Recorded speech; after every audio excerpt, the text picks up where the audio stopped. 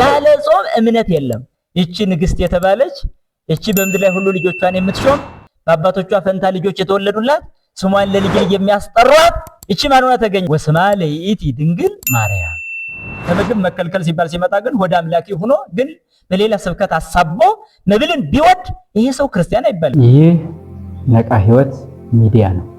እውነትን በእውነት ለሚፈልጉ ሁሉ የተዘጋጀ ሚዲያ ስለሆነ ላይክ፣ ሼር፣ ሰብስክራይብ ማድረግን እንዳቀበት ሳይቆጥሩ ኦርቶዶክሳዊ ግዴታዋን እንዲወጡ አደራ እንላለን።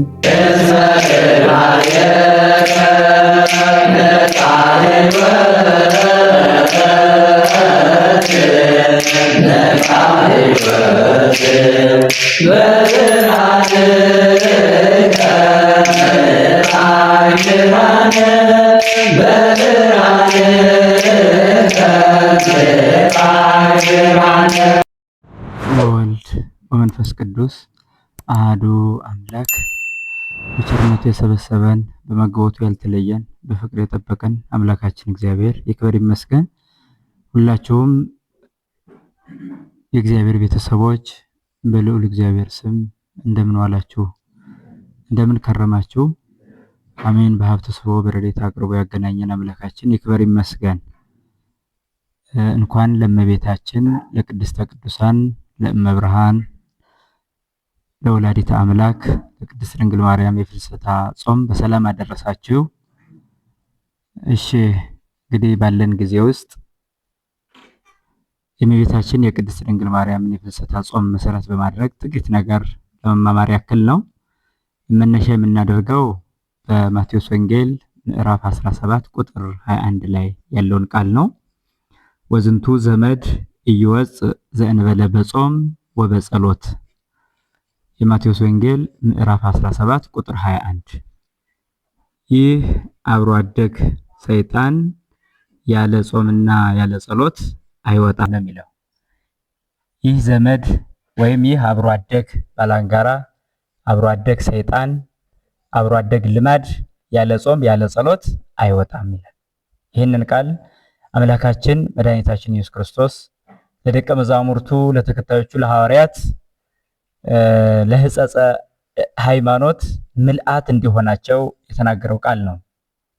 እንግዲህ አምላካችን ሰው ሆኖ ሲያስተምር ብዙ ቁም ነገሮችን እንድንጨብጥ በተለይ አዲስ ሰውነትን አዲስ ሕይወትን ለመኖር ለሚፈልጉ ሁሉ መሰረታዊ የሆነ አምላካዊ ቃል አስተምሯል። መሰረታዊ የሆነ ማለት ነው እና በዚህ ወንጌል ላይ ስትመለከቱ ከላይ ከፍ ብለን ስናመጣ አንድ በጣም ልጁ ሰይጣን ይዞት የሚሰቃይ የሚቸገር ሰው እንደነበረ ታሪኩ ይነግረናል። ከዛ በኋላ ወደ ሐዋርያት አምጥቶ ፈውሱልኝ እንዳላቸው እነሱ ደግሞ ገና ጀማሪዎች ስለነበሩ እምነታቸው ከፍ አላለም። መሰረታዊ የሆነውን የእምነት ተግባር መኖር ገና ያልጀመሩበት ጊዜ ስለነበረ ያንን ልጁን መፈወስ አልቻሉም። ከዛ በኋላ ወደ ጌታ ወስዶ አድንልኝ አለው ይላል። ይሄ ጥያቄ ምንድነው? ቀጥታ ወደ ሐዋርያቱ ወሰድኩ፣ እነሱ ሊፈውሱ አልቻሉም፣ ስለዚህ አንተ ፈውስልኝ ማለቱ ነው።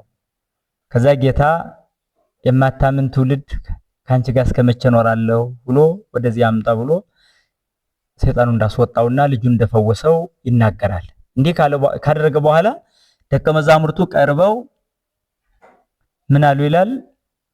በእነ ምንት ንሕነ ስእነ አውጽኦቶ፣ እኛ ለምንድን ነው ማውጣት የተሳነን አሉ ይላል። ጥሩ ጥያቄ ነው። ሞክረውታል፣ ግን አልተቻላቸውም። በጊዜው የነበሩበት አቅም፣ የእምነት መጠን፣ የህይወት ጉዳይ ነው። ጌታችን ምን አለ? በእንተ ሕጸጸ ሃይማኖትክሙ፣ ስለ ሃይማኖታችሁ ጉድለት ነው አለ ይላል። እንዲህ ካለ በኋላ የሰናፍጭ ቅንጣት ምታል እምነት ቢኖራችሁ ይህንን ተራራ ከዚህ ወደዛ ሂድ ብትሉት ይሆናል ይልና ዝቅ ብሎ ምን ይላል? ወዝንቱ ዘመድ ኢይወፅ ዘእንበለ በጾም ወበጸሎት ይላል።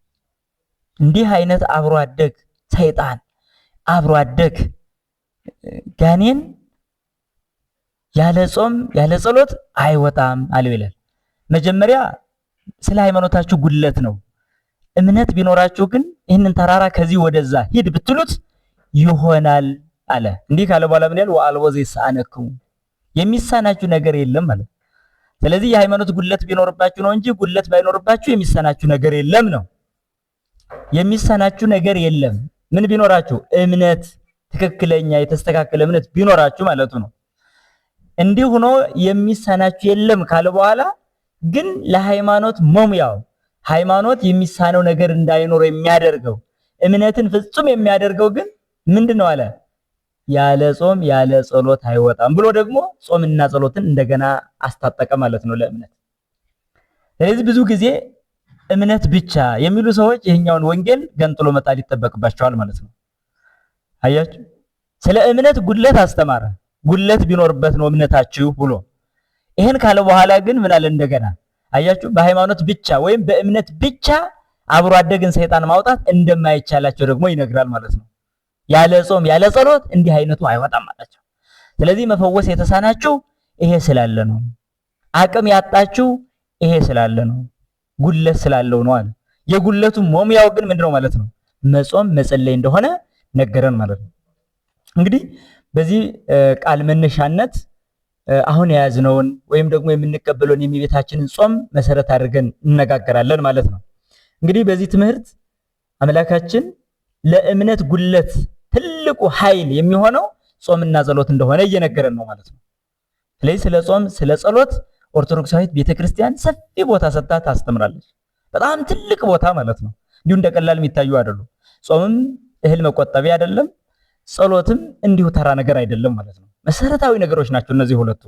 በጣም ትልቅ ኃይልና ትልቅ መንፈሳዊ ጉልበት የሚሆኑ ናቸው እና ያለ ጾም ያለ ጸሎት እንዲህ አይነቱ ነገር አብሮ አደጉ ነገር አይወጣም ነው የሚለው መነሻችን። ታዲያ በዚህ መነሻ ቃል ምን እናደርጋለን? መጀመሪያ የእመቤታችን የቅድስት ድንግል ማርያም የፍልሰቷ ጾም ስለሆነ ስለ እመቤታችን ጥቂት እናወራለን።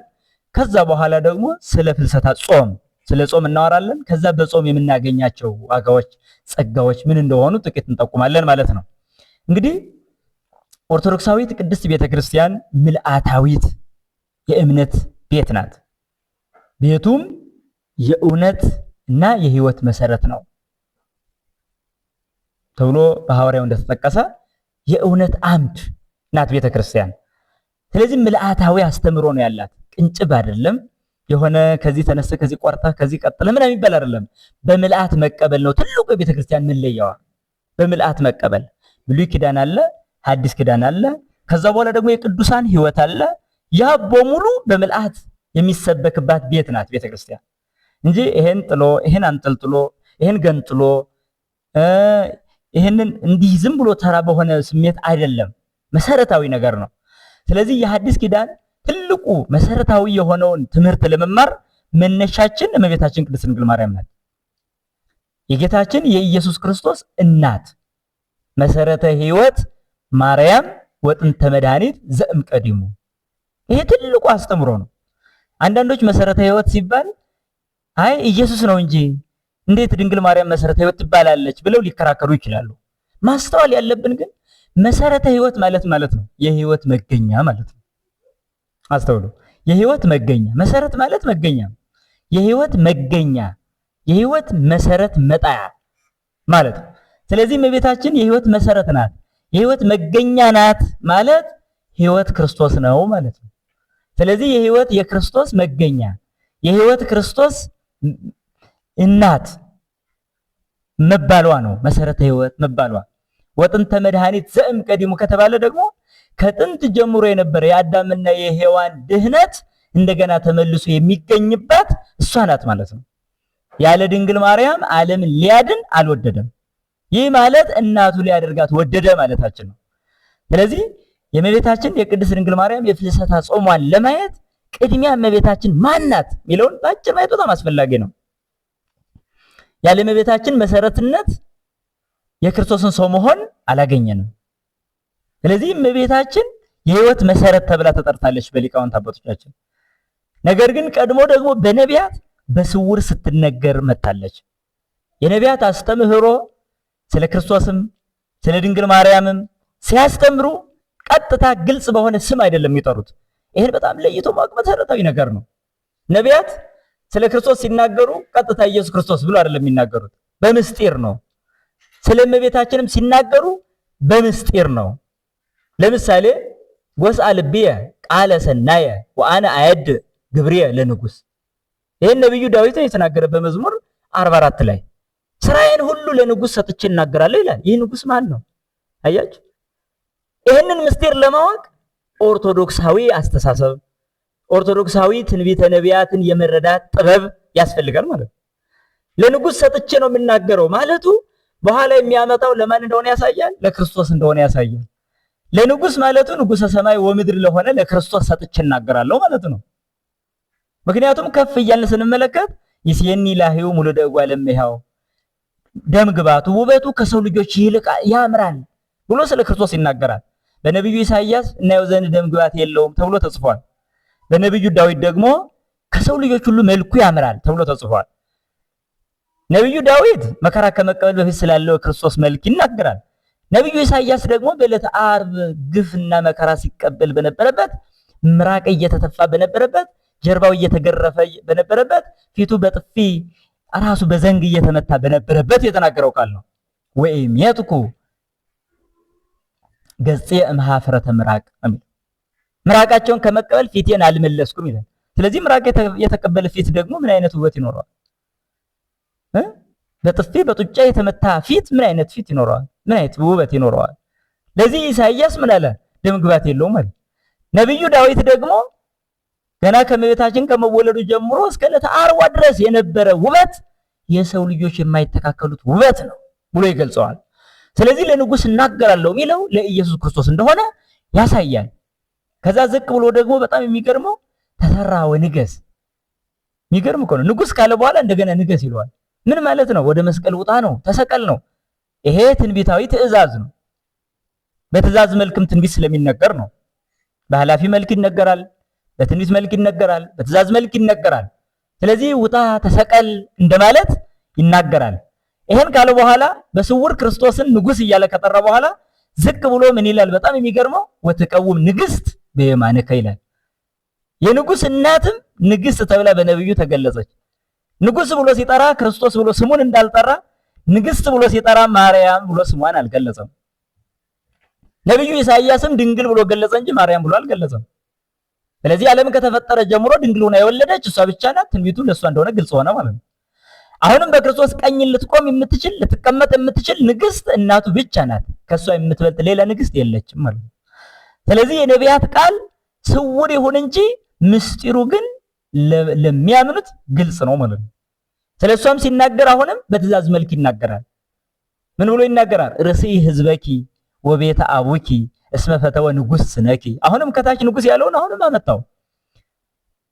ዘመድሽን እርሺ፣ የአባትሽን ቤት እርሺ፣ ንጉስ ውበትሽን ወዷልና ይላል። ንጉስ ውበትሽን ወዷልና ያላት ማን ናት?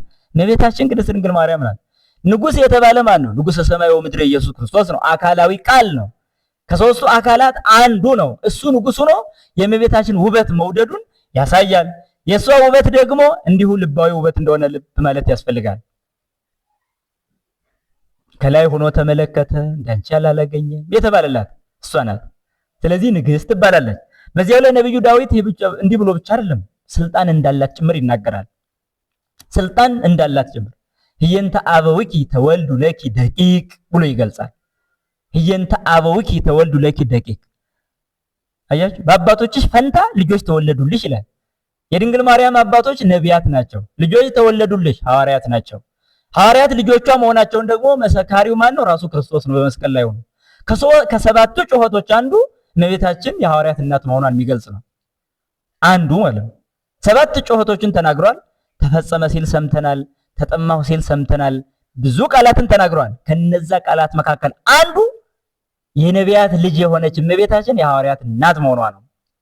ምክንያቱም በጊዜው በመስቀል ስር የተገኘው አንድ ዮሐንስ ስለነበረ እንኋት እናትህ አለ። ነብዩ ዳዊት አስቀድሞ ስለ አባቶችሽ ፈንታ ልጆች ተወለዱልሽ አላት። በነቢያት ፈንታ ሐዋርያት አሉልሽ ነው። እንደገና ልጆቿ መሆኗቸውን ደግሞ በአንዱ በዮሐንስ አማካኝነት ራሱ ኢየሱስ ክርስቶስ የሥጋ እናቱን የጸጋ እናት አድርጎ ለዮሐንስ ይሰጣት እናያለን። እንኋት እናት በቃ ይሁን ነው እናት እነሆ ልጅሽ አለ። እነሆ ልጅሽ ልጆች ተወለዱልሽ የሚለው የነብዩ ቃልና በመስቀል ላይ ያለው የክርስቶስ ቃል አንድ ሆነ። ይሄ ነው ብሉይና ሐዲስ አስማምታ ነው የምትቀበለው ቤተክርስቲያን። ይሄ ብቻ አይደለም። ነብዩ ዝቅ ይልና በሚገርም ቃል ይናገራል። ወትሰይምዮሙ መላእክተ ለኩሉ ምድር ይላል። ንግስት ካለ በኋላ ስልጣን ሳይሰጥ መቼስ ንግስት አይል። ስልጣን የሌላት ንግስት የለችም መቼም። እመቤት ከሆነች እኮ ስልጣን አላት በቤቷ ላይ። አያችሁ፣ ንጉሠ ሰማይ ወምድር ልጅ ነው ያላት። ስለዚህ ንግስተ ሰማይ ወምድር ትሆናለች ማለት ነው። ሔዋን ተመኝታ ያላገኘችውን እመቤታችን ሳትመኝ ያገኘችው። ሔዋን የሰማይ የምድር ንግስት መሆን ተመኘች፣ አላገኘችም። እመቤታችን ግን አገኘችው ሳትመኝ። እሷ ገረድ መሆንን ተመኘች፣ ንግስት መሆንን አገኘች። ሔዋን ንግስተ ሰማይ ወምድር መሆንን ተመኘች፣ ግርድናም ጠፋባት። ዓመተ ዲያብሎስ ተባለች እንጂ ዓመተ እግዚአብሔር እንኳን መባል አጣች። አያችሁ፣ የእመቤታችን በልቧ በጣም ዝቅ ማለት በጣም ከፍ ማለትን አስገኘ። የሔዋን በልቧ በጣም ከፍ ማለትን መመኘት በጣም ዝቅ መባልን አስገኘ። ለዚህ ደግሞ ክርስቶስን በወንጌል ሲያስተምር ራሱን ከፍ የሚያደርግ ዝቅ ይላል፣ ራሱን ዝቅ የሚያደርግ ደግሞ ከፍ ይላል ያለው ቃል በእነዚህ ተፈጽሞ እናገኛለን። ስለዚህ ወትሰይምዮሙ መላእክተ ለኩሉ ምድር ንግስት ያላትን ምን አላት? እንደገና እነዚህ ልጆችሽን ደግሞ እንዳለ በአጽናፈ ዓለም በአራቱ ማዕዘን ትሾሚያቸዋለሽ። ሚሾም ማን ነው? ራሱ ክርስቶስ አይደል ሚሾም የነበር? አሁን ግን ነብዩ ግን ምን ይላል? ትሾሚያቸዋለሽ ይላል። ስለዚህች ንግስት ሲነሳ ሌላ ተራ ንግስት እንደሆነች ሊናገሩ የሚደፍሩ ሰዎች አሉ እንዴ? ስለዚህ ይሄ ቃል ይይዛቸዋል፣ ራሱ ቃሉ ማለት ነው። ይሄ ብቻ አይደለም የሚደንቀው፣ ነብዩ ይቀጥልና ምን ይላል? ወይዘክሩ ስመኪ በኩሉ ትውልደ ትውልድ። አይገርማችሁም? ወይዘክሩ ስመኪ በኩሉ ትውልደ ትውልድ፣ ለልጅ ልጅ ሁሉ ስምሽን ያሳስባሉ ይላል። እነማን? ልጆቿ በምድር ላይ ሁሉ ተሹመው ምን ያደርጋሉ? ቀጥታ ስሟን ያሳስባሉ። ለልጅ ልጅ ያሳስባሉ ነው የሚለው። ስሟን ማለት ምን እያሉ? መብርሃን ይላሉ። ምን ይላሉ? ማምላክ ይላሉ። ምን ይላሉ? ስሟን ወላዲተ እግዚአብሔር ይላሉ። ለሁሉ ለልጅ ልጅ ያሳስባሉ ይላል። ስለዚህ እሷ ከተወለደችበት ጊዜ አንስቶ እስከዚህ ድረስ ቢያንስ የ2000 ዓመታት ያክል ጊዜ አለ ወይም ዘመን አለ። በዚያ ሁሉ ስሟ ሳይጠፋ እስካሁን እየመሰከርን የምንገኘው ይሄ ትንቢት በእኛ ተፈጻሚ ስለሆነ ነው። ለሚያምኑት ሁሉ የተገባ ስለሆነ ነው። ታዲያ ለልጅ ልጅ ሁሉ ስሟን ይጠራሉ፣ ያሳስባሉ ብሎ ነብዩ ተናግሮ ነበረ። ጊዜው ላይ ደርሰን ስንመለከት እቺ ንግስት የተባለች እቺ በምድር ላይ ሁሉ ልጆቿን የምትሾም በአባቶቿ ፈንታ ልጆች የተወለዱላት ስሟን ለልጅ ልጅ የሚያስጠራት እቺ ማን ሆና ተገኘች? የድንግሊቱም ስም ማርያም ነበረ ተብሎ በሉቃስ ወንጌል ተገለጸ ማለት ነው። ነብዩ ኢሳይያስም ድንግል ብሎ የጠራት፣ ነብዩ ዳዊትም ንግስት ብሎ የጠራት፣ መልሶ ነብዩ ዳዊት ጽዮን እናታችን ጽዮን ይላል ሰው ሁሉ ያላት፣ ሰው በውስጧ ተወለደ የተባለ፣ ነብዩ ሶሎሞን ደግሞ ነውር የለብሽም ያላት፣ እንደገና ደግሞ ማናት እቺ ማናት ብሎ ያደነቃት በጥያቄ መልክ እንደ ፀሐይ የበራች እንደ ጨረቃ የደመቀች ዓላማ ይዞ እንደተሰለፈ ሰራዊት የምታስፈራች ማናት ያላት ጊዜው ሲደርስ ማን ሆና ተገኘች? እመቤታችን ቅድስት ድንግል ማርያም ሆና ተገኘች። ነቢያት በስውር ስለ ድንግል ማርያም እንዲተናገሩ ስለ ልጇም በተመሳሳይ በስውር ነው። ጊዜው ሲደርስ ነው ትንቢቱ እየታወቀ የመጣው። ለዚህ ነው ወስማ ለይእቲ ድንግል ማርያም ያለው። የሉቃስ ወንጌል ምዕራፍ 1 ስታነቡ የድንግሊቱም ስም ማርያም ነበረ ይላል። በቃ አለቀ። የድንግሊቱም ስም ማርያም ነበረ። ወደዚች ደግሞ ማን ተላከ? መልአኩ ቅዱስ ገብርኤል ተላከ። ስለዚህ ነቢያት አስቀድመው ይናገሩላት የነበረች ያበስራት ወይም አስቀድመው ስለሷ መምጣት ይናገሩላት የነበረች ድንግል ማናት? ድንግል ማርያም ናት። ስለዚህ መልአኩ ወደሷ ቤት መጣ። አለቀ። አበሰራት። ነው ጸንሻለች፣ ትወልጃለች አላት። ስለዚህ አምላክ እንደምትወልድ አምና ተቀበለች። እንደተቀበለችም ሆነ። ስለዚህ የማን እናት ሆነች? የአምላክ እናት ሆነች። አምላክ ከሷ ይወለድ ዘንድ ስለወደደ ማንም አስተያየት ሊሰጠው አይገባውም።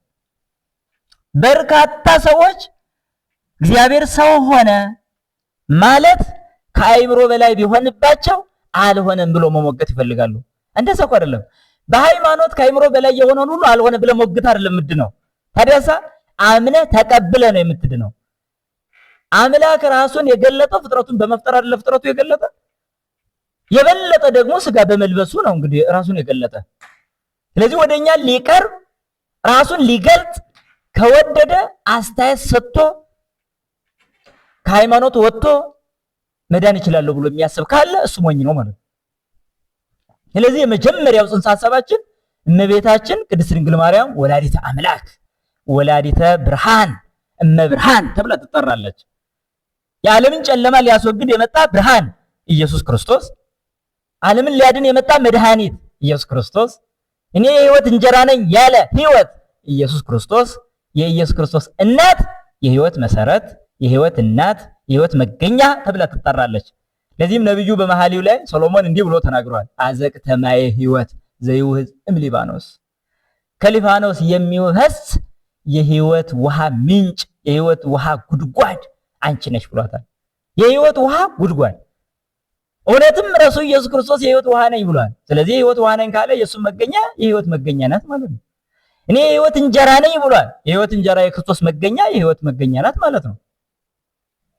ስለዚህ ነው እኔ የዓለም ብርሃን ነኝ ብሏል። የብርሃን እናቱ እመብርሃን ናት ማለት ነው። የብርሃን እናት ትባላለች። ስለዚህ ብርሃንን ያስገኘች የብርሃን መሰረት፣ የብርሃን እናት፣ የብርሃን መገኛ ተብላ ትጠራለች ማለት ነው። በጥቅሉ እመቤታችን እግዚአብሔር ዓለምን ሊያድን ወደዚህ ዓለም ለመውረድ ምክንያት ያደረጋት ናት። ይሄ መካድ አይቻልም። ዓለምን ሊያድን ሲፈልግ እሷን ከተጠቀመ እኔ ራሴን ላድን ብፈልግ በእሷ በኩል ወደሱ ብሄድ ምንድነው ኖሩ? እግዚአብሔር ሰውን ለማዳን እሷን ከተጠቀመ እኔ ራሴን ለማዳን እሷን ብትጠቀም ኖሩ ምንድነው? መሰላል አይደለች? ቃል ወደዚህ ከወረደ ስጋ ወደ ላይ ከወጣ እኔ ደካማው በእሷ በኩል የእናትነት ምልጃዋን ብቀበል ኃጢአቱ ምንድነው? ነውሩ ምንድነው? ከነቢያት ትምህርት ከሐዋርያት ትምህርት የወጣ ነው በምንድነው? ስለዚህ የሐዋርያት ልጆች ነንና ለምሳሌ ይህንን ቃል የሚሰማ አንድ ስለ እመቤታችን እናትነት ማይቀበል ቢኖር እናቴ ብዬ አልጠራትም ቢለኝ አንድ አማኒ አሁን አፉን ሊዘጋ ይችላል። ብጠይቀው እመቤታችንን እናቴ በላት ብዬ አሁን ብጠይቀው አልላትም የኢየሱስ እናት እንጂ የኔ አይደለችም ቢለኝ ከመጽሐፍ ቅዱስ ወጥቷል ይህ ሰው። አያችሁ፣ በተለይ ዓለማችን መጥፎ ነው። መጽሐፍ ቅዱስን የተቀበለ የሚመስል የሚክድ ትውልድ ያለበት ዘመን ነው ማለት ነው። ዘመን መጠንቀቅ ያስፈልጋል። አሁን በፍልሰታዋ ምዕመናኑ ሲጾሙ፣ ሲወድቁ፣ ሲነሱ፣ ሲረባረቡ፣ ሰዓሊ ለነ ቅድስት ሲሉ በርካታ ነቃፊዎች ደግሞ እንደሚነሱ እናውቃለን። ነገር ግን የሚጎዱ እነሱ እንጂ እኛ አይደለም። ወደ እመቤታችን የቀረበ ተጎድቶ አያውቅም። የራቀ ግን ብዙ ሲጎዳ አይተናል። በርካታ ለምሳሌ ስህተተኛው ማን ይሁን እስኪ እንመዝነው። አሁን እኔ እመቤታችንን የክርስቶስን እናት እናቴ ብዬ እጠራለሁ። እሺ አንድ ፓስተር አንድ ወይም የፕሮቴስታንት እምነት ተከታይ ሆኖ እኔ እናቴ አልላትም ቢለኝ ከሁለታችን መጽሐፍ ቅዱስን በተግባር የተከተለ ማን ይመስላችኋል? እኔ ነኝ ቢለኝ መጽሐፍ ቅዱስ ጋር ነው የምንመዘነው ማለት ሁለታችን። በዱላም አይደለም በሌላም አይደለም፣ ግን መጽሐፍ ቅዱስ ይመዝነናል ማለት ነው። እኔም እመቤታችን እናቴ ብዬ ነው የጠራዋል። እሺ እሱ ደግሞ አልላትም አለ። እናቴ ብሎ ከጠራ ደግሞ የግድ የቃል ኪዳኗ ተከታይ መሆኑ የማይቀር ጉዳይ ነው። ለምን? እናትነቷ የቃል ኪዳን ነው ልለው ነዋ። አያችሁ፣ የጸጋ ነው ልለው ነዋ። በስጋ አይደለም እኮ ወለደችን ያልነው እኛ። እንደዛ አይደለም ትምህርታችን። አስተውሉ። ነቢያት አስቀድመው በትንቢት የተናገሩላት ልጃቸው ናት። ሐዋርያት ክርስቶስን ሲከተሉ ያገኟት ደግሞ እናታቸው ናት። የነቢያት ልጃቸው፣ የሐዋርያት እናታቸው፣ የሰማዕታት መሪያቸው፣ የደናግል መነኮሳት መመጊያቸው ናት ብንል ኃጢአት አይደለም፣ ነውርም አይደለም። ስለዚህ አሁን በተናገርኩት ቃል ከአንድ ፓስተር ጋር ተነጋገርኩ ልበል። እሺ ምን ብዬ? እኔ ድንግል ማርያምን እናቴ ብዬ ጠራሁ። እሺ እሱ ደግሞ እኔ አልልም አለ። መጽሐፍ ቅዱስ ይፍረደን። እሺ የሚያምን ከሆነ መጽሐፍ ቅዱስን የዮሐንስ ወንጌል ምዕራፍ 19 ብቻ በቂ ነው ማለት። ጌታ የሰጠን የትእዛዝ ያደራ ቃል አለን። የትእዛዝ ቃል ብትወዱኝ ትእዛዜን ጠብቁ ነው የትእዛዝ ቃል። በቃ ሙሉም ትእዛዛት ናቸው። ያደራ ቃል ግን እናቱን እናታችን አድርጎ መስጠት ነው። አያችሁ፣ በክርስቶስ ታምናለህ ብዬ ጠይቃለሁ። አዎ ካለኝ በስጦታው ታምናለህ ብዬ ደግሞ ጠይቃለሁ። በክርስቶስ አምናለሁ በስጦታው አላምንም ካለ በስጦታው የማታምንለት ክርስቶስ ምኑን ታዲያ አምላክህ የሆነ? አያችሁ፣ እኔ በክርስቶስ አምናለሁ፣ በጸጋውም አምናለሁ። ጸጋ ከሚባሉት ስጦታ ከሚባሉት መካከል ግን አንዷ እናቱ ናት። ለዛውም በሞት አፋፍ ላይ በመስቀል ላይ ሆኖ የሰጠኝ ስጦታ ናት። ምን አለ? እነኋት እናትህ አለ። ለማን? ለቅዱስ ዮሐንስ። ስለዚህ ለዮሐንስ ነው እንጂ ለእኔ አይደለም ሊለኝ ነው ፓስተር? እውነቱን ነው። ለምን? የቅዱስ ዮሐንስን እምነት ስላልያዘ ማለት። እኔ ግን የቅዱስ ዮሐንስን እምነት ነው የምከተለው። ቅዱስ ዮሐንስ የጻፈውን ወንጌል ነው የምከተለው። ቅዱስ ዮሐንስ የጻፈውን መልእክት ራእይ እከተላለሁ። ስለዚህ ለቅዱስ ዮሐንስ የተሰጠች እናት ለኔም እናቴ ናት ማለት ነው። አያችሁ? ለዮሐንስ የተሰጠች እናት ናት። እሱም ወደ ቤቱ ወሰዳት ነው ይላል። ወደ ቤቱ ወሰዳት፣ እኔ ወደ ቤቴ ወስጃታለሁ። ለዮሐንስ በጊዜው ወደ ቤቱ መውሰድ ነው ይሁን፣ ግን ያለ ልቡ አይደለም።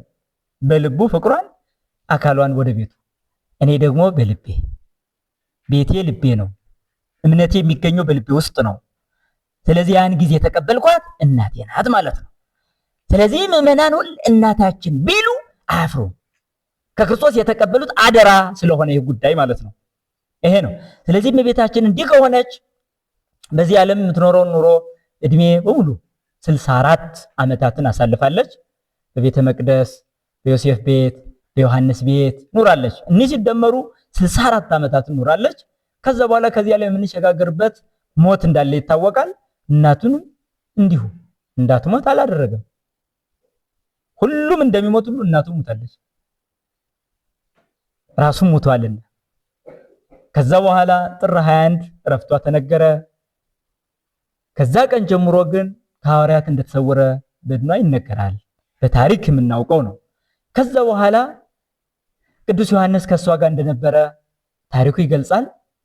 ነሐሴ ላይ 1 ሲል ሐዋርያት ጾምን ጀመሩ ማለት ነው። ይህን ጾም የጀመሩት ለምንድን ነው ሲባል ግን የእመቤታችንን በድ ለማግኘት ነው። እኛ ሳንባረክ ቀረን ነው።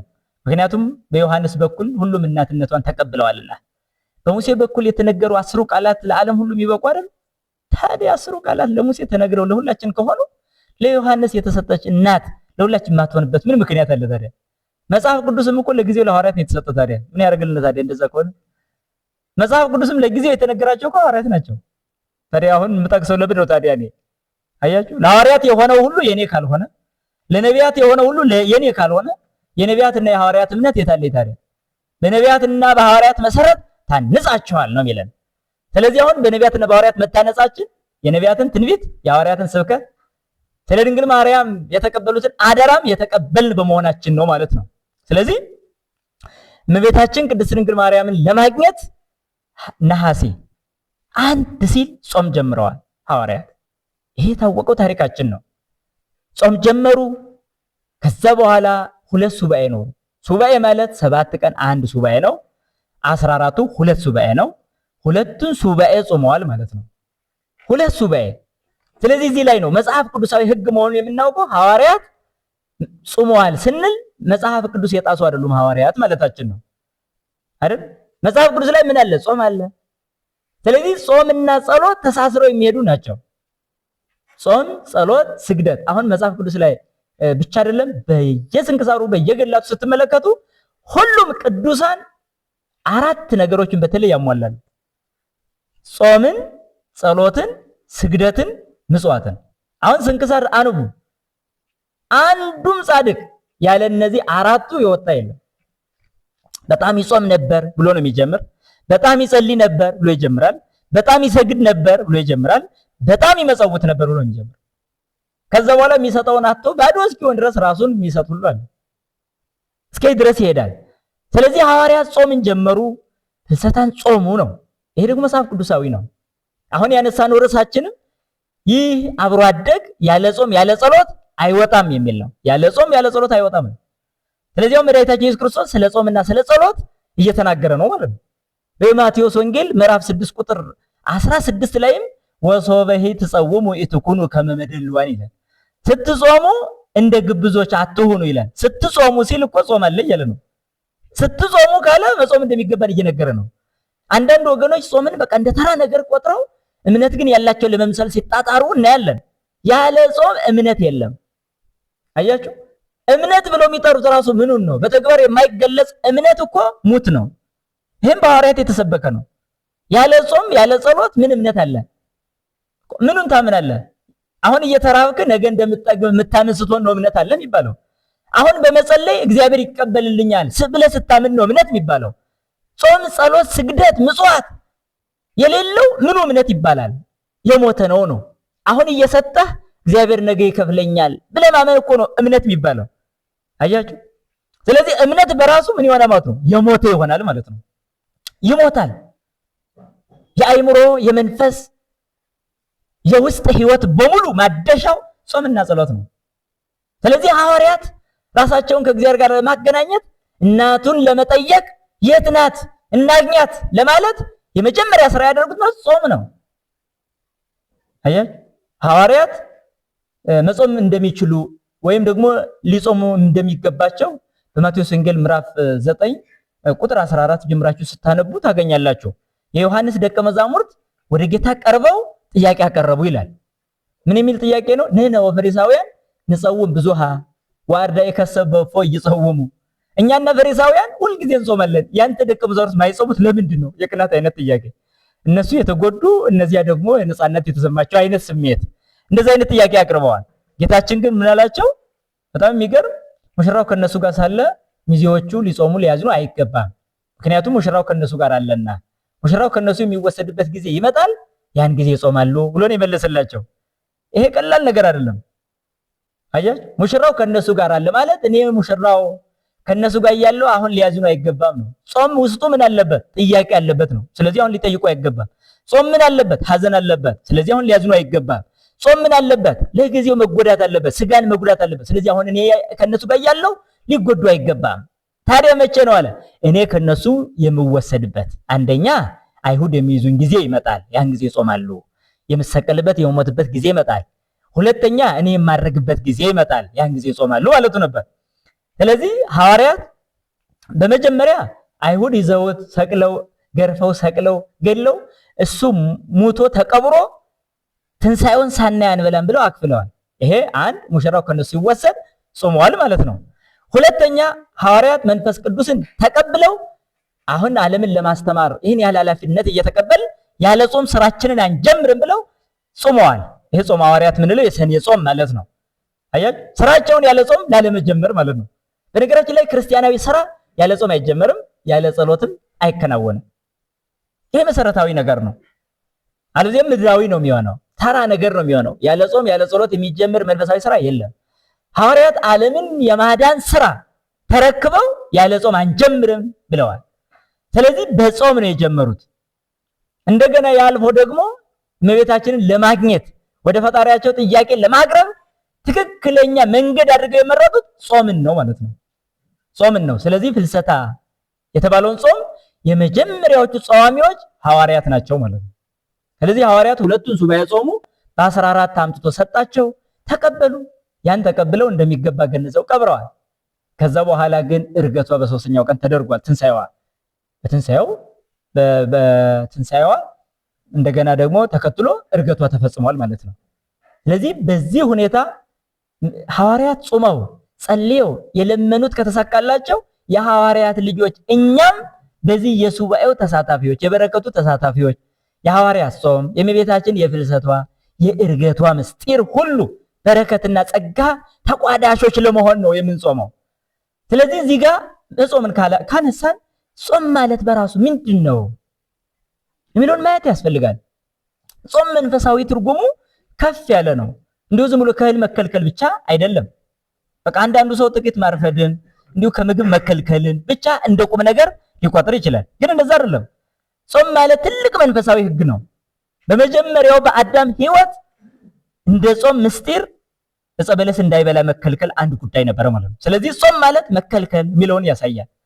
ስለዚህ አፍአዊና ውስጣዊ መከልከል ይኖራል ማለት ነው። እንደዛ ከሆነ አፍአዊ ማለት ከታዘዘው ነገር ውጭ የሚበሉ የሚጠጡ ነገሮች መከልከል ይኖራል። እንደገና ደግሞ ለተወሰኑ ሰዓታት የሚቆይ የተለመደውን ምግብም ጭምር መከልከል ይኖራል። ይሄ አፍአዊ መከልከል ነው። ሌላኛው ውሳጣዊ መከልከል የምንለው ግን ቂምን፣ በቀልን፣ ሁከትን፣ ሰላም እጦትን፣ መረበሽን፣ ጭንቀትን በሙሉ ከራስ አውጥተህ መጣል ማለት ነው። ስለዚህ ጾም ውስጥን ማደሻ ነው ማለት ነው። በሌላ አነጋገር እግዚአብሔርን ማግኛ ነው ማለት ነው። አያ ስጋ በበላ በጠጣ ቁጥር ኃይል ይሰማዋል፣ ስሜት ይገነፍላል፣ የአእምሮ እንፋሎቱ ወደ ኃጢአት ይሳባል። ይህንን እንፋሎት በሙሉ የሚቆጣጠረው ጾም ነው ማለት ነው።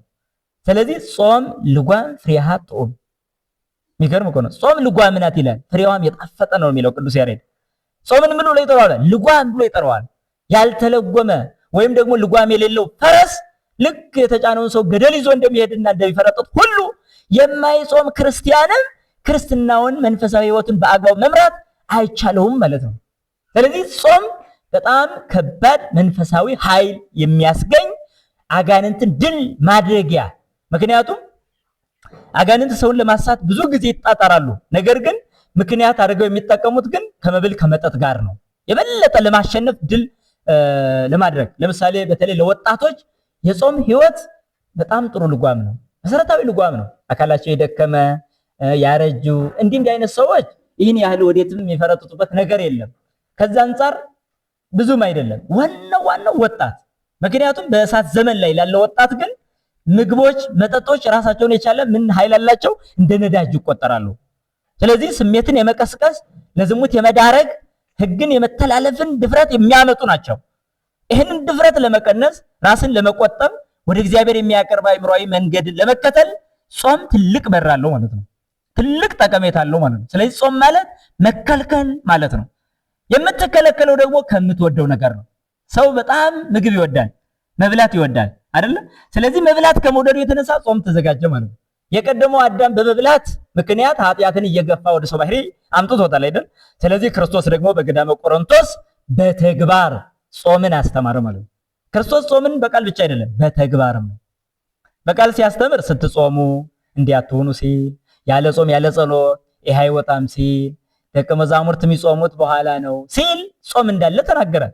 እንደገና በተግባር ደግሞ ገዳመ ቆሮንቶስ ገብቶ ሲጾም ደግሞ ጾም መሰረታዊ አስፈላጊ እንደሆነ ነገረን ማለት ነው፣ አሳየን ማለት ነው። ስለዚህ ክርስቶስ የሚያደርገውን የማያደርግ ግን የክርስቶስ ተከታይ ነኝ የሚል ሐሰተኛ ነው። የክርስቶስን ቃል አምናለሁ የክርስቶስን ስራ ግን አልከተልም የሚል እሱ ሐሰተኛ ነው። ተጠንቀቁ። በስመ ክርስቶስ በስመ ኢየሱስ የሚመጡ ነገር ግን መንፈሳዊውን ሕግ ጾምን፣ ጸሎትን፣ ስግደትን፣ ምጽዋትን የሚያጣጥሉ ነውረኞች ይበዛሉ። ለዚህ ነው ወመንፈስ ገሃደ ይነግር ከመ በዳህሪ መዋዕል ይመጽኡ መስታን ወብዙሃን ያሉ ሃይማኖቶም። ሐዋርያው ቅዱስ ጳውሎስ በመጨረሻው ዘመን አሳቾች እንደሚመጡ መንፈስ ቅዱስ በግልጽ ይናገራል ይላል። አሳቾች እንደሚመጡ ይላል። አያችሁ፣ ጾም የሃይማኖት መመሪያ እንዳልሆነ የሚያስተምሩ፣ ጸሎት መመሪያ እንዳልሆነ የሚያስተምሩ፣ ስግደት ጾም መመሪያ እንዳልሆነ የሚያስተምሩ፣ ሱባኤን የሚያጣጥሉ፣ ከእግዚአብሔር ጋር መገናኛ መንገዳችንን ለመጣጣስ የሚሞክሩ በአጋንንት እየተሳቡ ይመጣሉ። ነፋስ በማዕበል ላይ ትልቅ ኃይል እንደሚጨምር ሁሉ አጋንንትን በመናፍቃን ላይ የበለጠ ኃይል ይጨምራሉ። የበለጠ እዚህ ነው ንቅናቄ የሚፈጠረው። መንፈሳዊ ንቅናቄ በጣም አደገኛ የሆነ የሰይጣን ተልዕኮ እንደ ሀገራችንም እንደ ቤተክርስቲያናችን እየተዘራብን ያለው።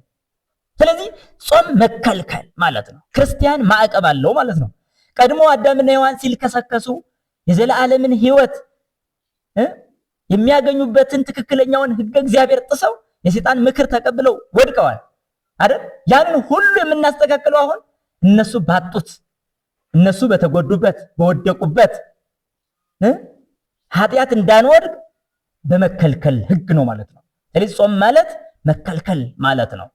አንደኛ የምትወደውን ምግብ የምትወደውን ነገር ሁሉ በመቀነስ ነው መከልከል ሲባል፣ ዝም ብሎ አይደለም። የምትወደውን ሁሉ ማለት ነው። ለምሳሌ ጾምን መሰረት አድርጎ ሰው ዝም ብሎ በቃ ከምግብ መከልከልን ብቻም ማየት የለበትም። አንድ እሱ አለ። ሁለተኛ መሰረታዊ ነገር ደግሞ አእምሯችን ሊጎዱ የሚችሉ በርካታ ነገሮች አሉ።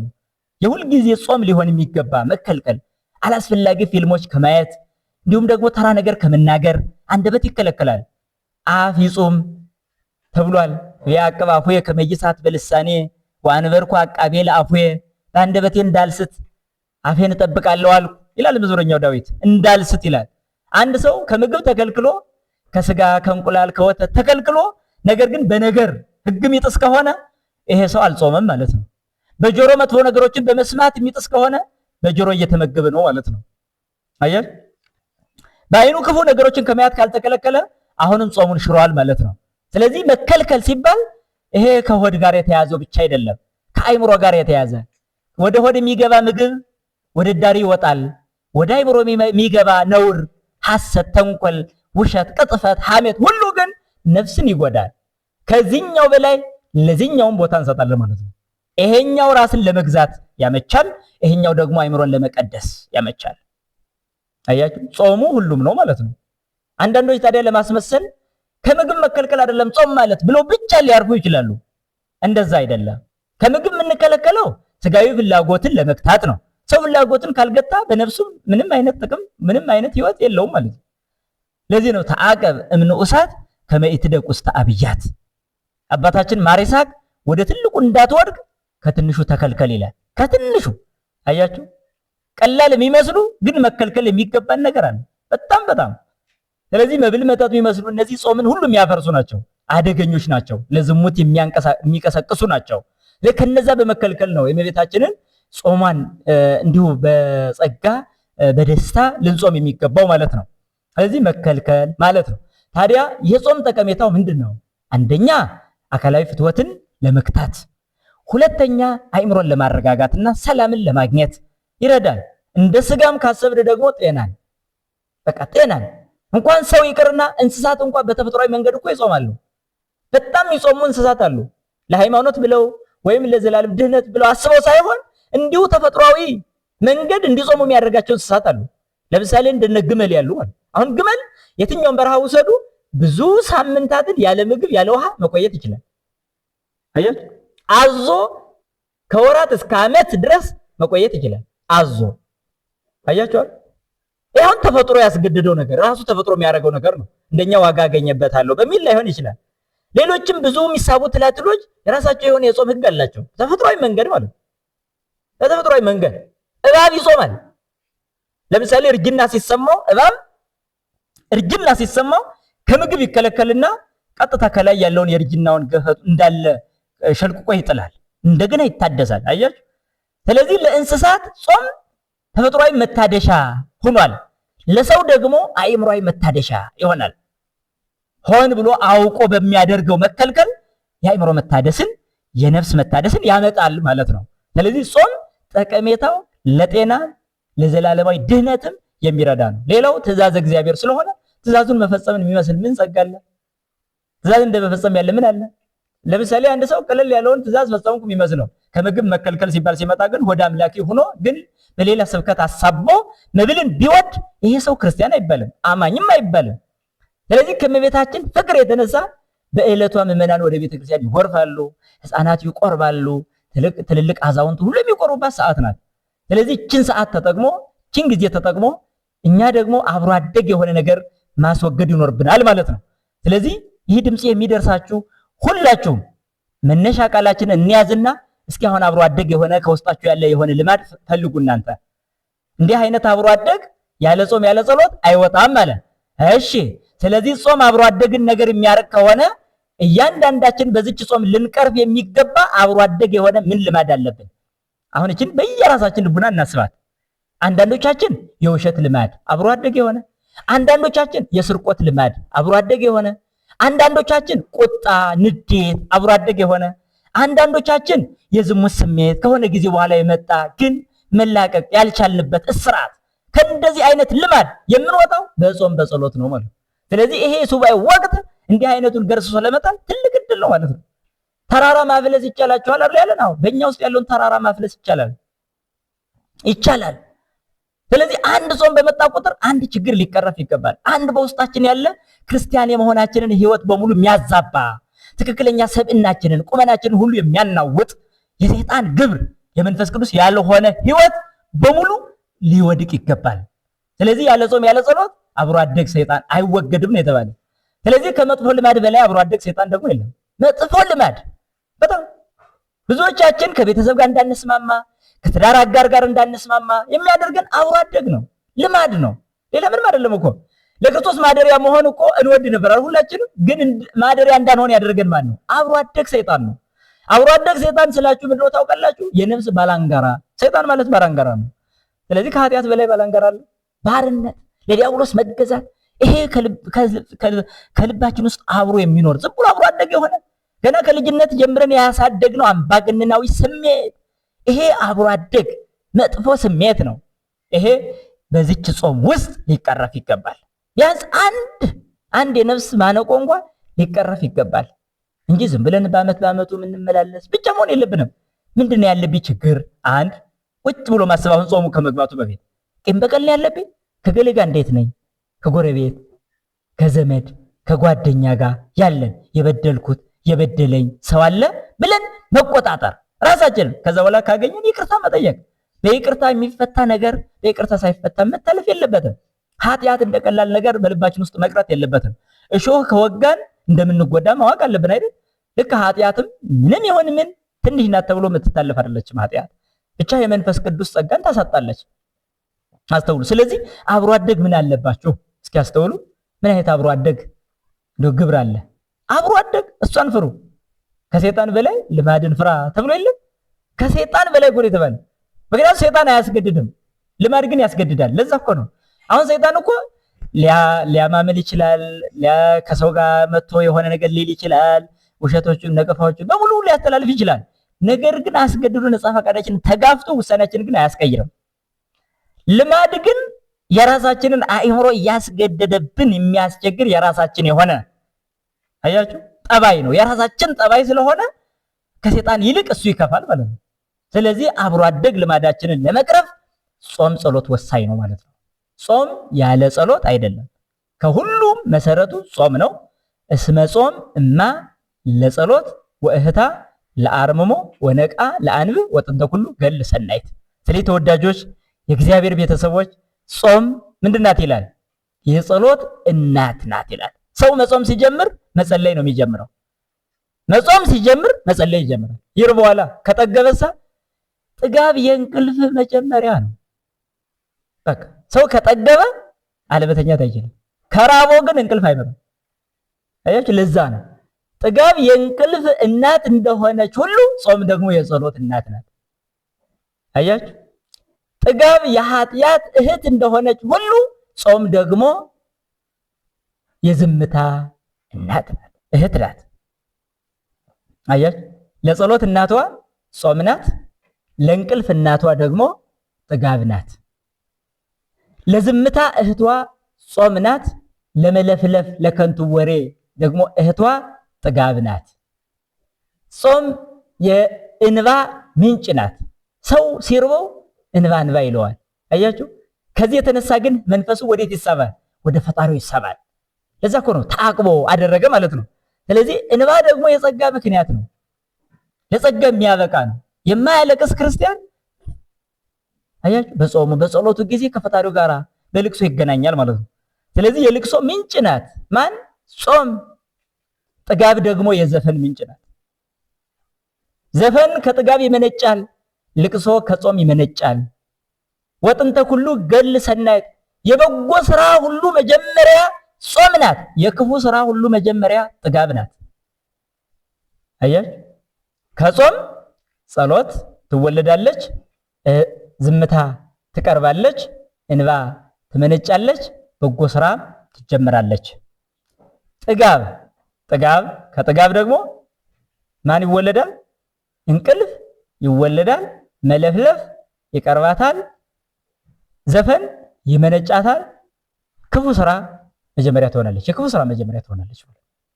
ስለዚህ ይሄ ነው። ይሄን አስበን ጾምን ከፍ እናድርጋት፣ በህይወታችንም እንኖርባት፣ ለጸሎትም ቦታ ይኖረን።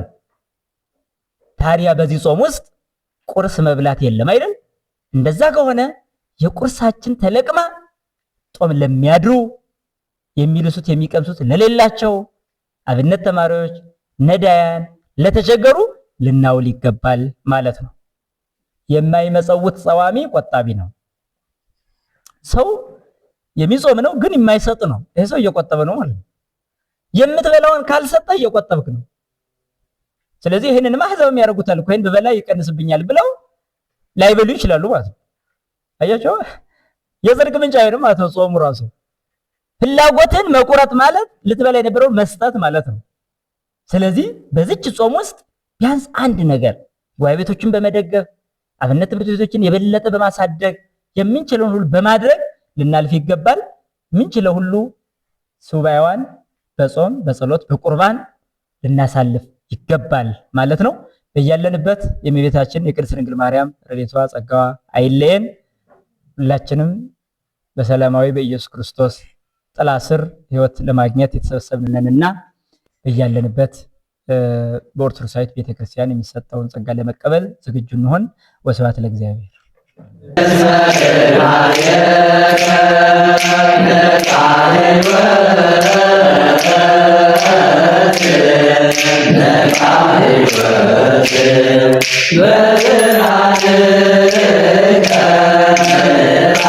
በብርሃንከ